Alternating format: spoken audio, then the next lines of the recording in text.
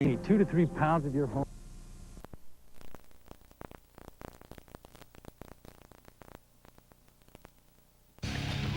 In the fast and furious 80s, they blazed at the center of the Stadium Rock universe. Signed in their teens, pin-up stars by their early 20s, Savannah Nix smashed box office records wherever they played.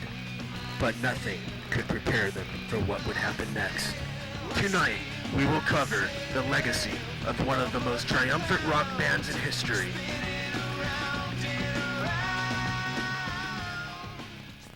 Well, initially we were in a band called Unicorn.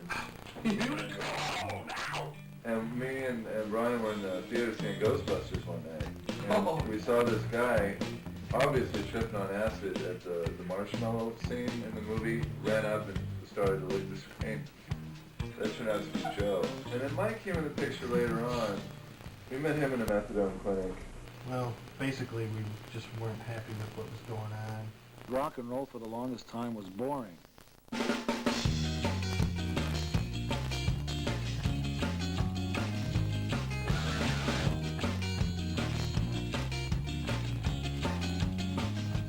We was out on the street every night, handing out flyers. Every damn night. Constantly. Man, we had to like beg people to come to our shows because it was rough back then. There really was no audience. When I first seen these guys, I just knew they were cash cows. Bandwagon jumping I was on.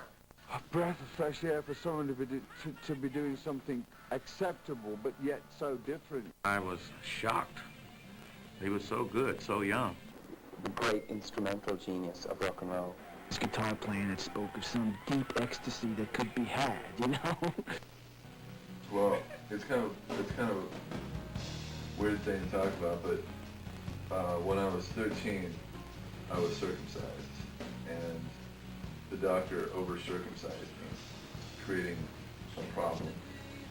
And I was bedridden for a period of 2 weeks, and my mom brought me this little guitar, this little acoustic guitar, to keep me entertained. I thought the words were really, really good. You know, you could tell right away that, well, we got a writer here. Basically, get a bunch of mushrooms, grab my Ouija board, and head out to the desert. You're just too much of an asshole to live with. Keith and I got something going, yeah. It's just true enough. I figure out 5 people like them. Not that you'll ever be just like him.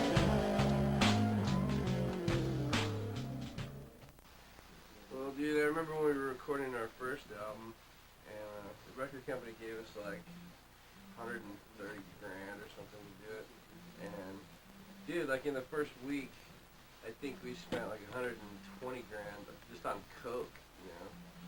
Not even, I mean, that's not including the other drugs. Like, I don't know how much, we did some acid and shit, but, dude, it was fucking crazy. I don't know how we ever got that album finished. I guess it was just luck. And the fact is that it worked really, really well. It certainly helps, you know, to have your video played 20 times a day on TV. I've just never ever liked them. It's a real problem for me because as people, I think they're all really, really great guys. Pete Townsend? Who the hell are you, man?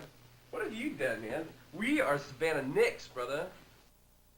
All of a sudden, almost overnight, people were growing their hair long, taking lots of drugs, and trying their darndest to all screw each other freely. Then came the cocaine, then came the booze. Jack Daniels, Cognac. Budweiser. The money, the drugs, the women, too much, too fast. It was the morning I woke up and my pillow was completely covered in blood. It was a great time to be alive. One day, they just hauled me off and dropped me off at Betty Ford. And there you go. Didn't work though. Everything was an excuse for a party. Chicks non-stop. Guys non-stop. Never know what to expect. I mean, the strangest of things. The strangest of things happen in the middle of a show. we're the best fucking band on earth. Well, the funny thing is, nights like tonight... John! Yeah? John, you're on 5 minutes, man. Okay. I still gotta shoot up. What's funny though, a year ago, playing the shows, we would have like maybe 20, 30 people there max. Now, we're bigger than Duran Duran. Biggest show of the goddamn century. The Berlin Wall, it's coming down. Millions of people, the world's watching. And what the fuck? None of them, not fucking one of them, can keep it together. Well, the German Freedom concert was a big, in my opinion, waste of time. None of us took it very seriously. Joe wound up going to Auschwitz and doing acid. He freaked out, had a bad trip, wound up locking himself in one of the ovens and trying to draw pictures of Paul Stanley with his feces on the walls. Needless to say, we were kicked out. I still to this day do not know what problem MTV found with that video. There's one of those conservative stations that acts really hit. We're so cutting edge, like we'll show 9 Inch Nails or whatever. But the Savannah Nix video, that's too bizarre, that's too offensive. MTV, or whatever. man, they're pussies anyways. Man. I don't want to be on MTV, Oh, yeah, you know what I it'll mean? be okay. We gotta get some Doors in or something, it'll be fine. I don't want them to show me on MTV. But seriously though, there's people in MTV are fucking, he's dead. Hey, does he get a sack of weed in his pocket, dude? Yeah, he does. Brian always said that he'd die doing what he liked doing best.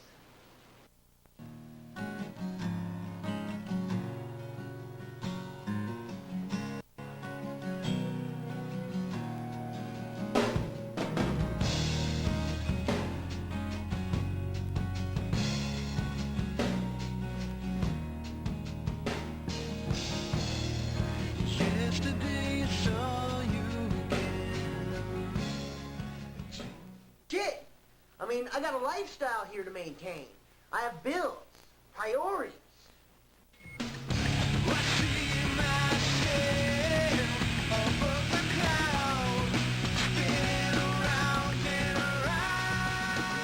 next day, I'm on the phone calling around for drummers. And this guy, Andy, his name keeps coming up. So? We auditioned for these guys, and there were no drums there. There were drugs. Lots of them. Brian died. I mean, shit. Somebody had to keep this money coming in. The lifestyles, the women, the drugs. I mean, we had to do something. Needless to say, I passed the audition. See, the thing is, we've purposely taken ourselves out of the public spotlight. Because it was just getting too crazy there for a while. Everything was just, fast cars, women, drugs. I was doing $300 worth of coke every night. I know we had a really good time when I was playing with Savannah Nix. A lot of drugs, a lot of coke. But, I found some other avenues to pursue that allow me to be creative, I'm an actor now. I'm in this, actually I do adult films. It allows me to really express myself completely. I really love it. It's just my calling in life. So, anyways. Mike, ready to do the scene. Okay. Oh yeah, okay. I know. Let's go, buddy. Cool. Well, 10 years from now, I think it's obvious to anyone who's familiar with our music, we're going to be bigger than the Beatles anyway, so I'll probably be probably rich, retired, have, my stocks and have a bank account, all that kind of shit working for me, because, I'm smart about that kind of stuff. I'm into, the stock market and stuff, so, fuck, I'm a businessman, So, I'm pretty happy with the way everything's turned out. Rock stardom wasn't exactly what I expected, but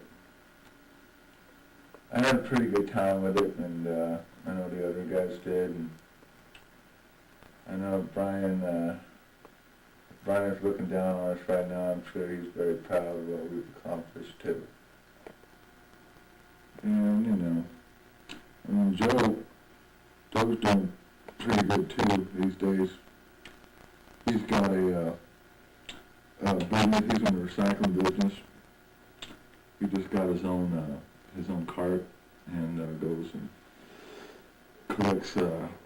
collects cans and bottles on the street and makes a pretty tidy living at it.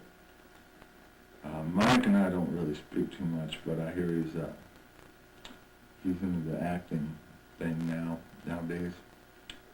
And Andy, our old drummer, he passed away as well in a pool accident.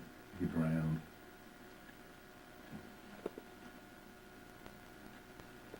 It's a shame.